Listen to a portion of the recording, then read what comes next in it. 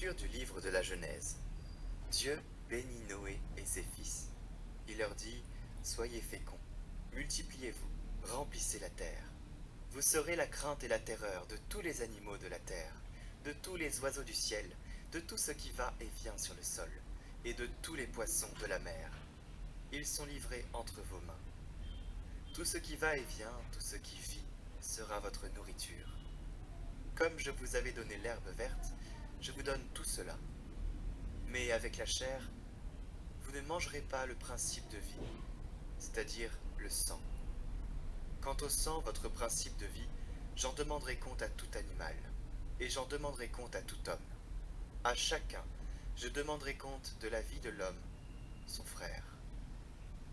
Si quelqu'un verse le sang de l'homme, par l'homme, son sang sera versé. Car Dieu a fait l'homme à son image. Et vous, soyez féconds, multipliez-vous, devenez très nombreux sur la terre. Oui, multipliez-vous. Dieu dit encore à Noé et à ses fils, voici que moi, j'établis mon alliance avec vous, avec votre descendance après vous, et avec tous les êtres vivants qui sont avec vous, les oiseaux, le bétail, toutes les bêtes de la terre, tout ce qui est sorti de l'arche.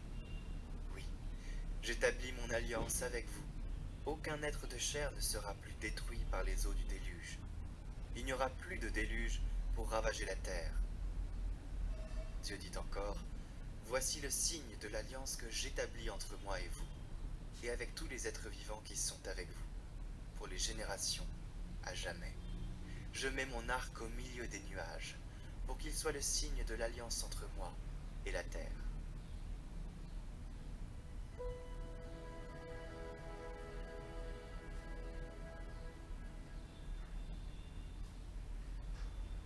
Du ciel, le Seigneur regarde la terre. Les nations craindront le nom du Seigneur, et tous les rois de la terre sa gloire.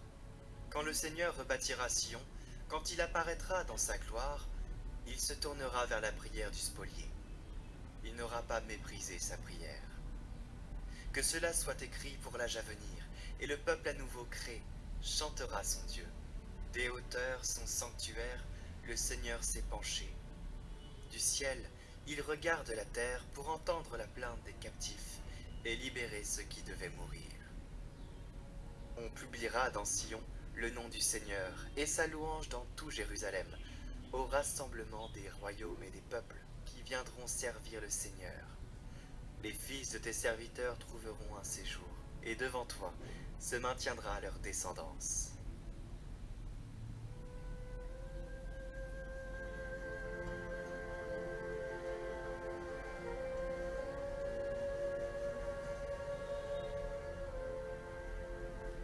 Évangile de Jésus-Christ selon saint Marc.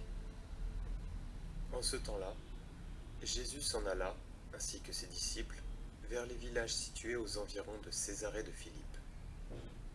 Chemin faisant, il interrogeait ses disciples. Au dire des gens, qui suis-je ? Ils lui répondirent, Jean le Baptiste, pour d'autres, Élie, pour d'autres, un des prophètes. Et lui les interrogeait. Et vous, que dites-vous ? Pour vous, qui suis-je ? Pierre, prenant la parole, lui dit, Tu es le Christ. Alors, il leur défendit vivement de parler de lui à personne. Il commença à leur enseigner qu'il fallait que le Fils de l'homme souffre beaucoup, qu'il soit rejeté par les anciens, les grands prêtres et les scribes, qu'il soit tué, et que 3 jours après, il ressuscite. Jésus disait cette parole ouvertement. Pierre, le prenant à part, se mit à lui faire de vifs reproches. Mais Jésus se retourna, et voyant ses disciples, il interpella vivement Pierre. « Passe derrière moi, Satan. Tes pensées ne sont pas celles de Dieu, mais celles des hommes. »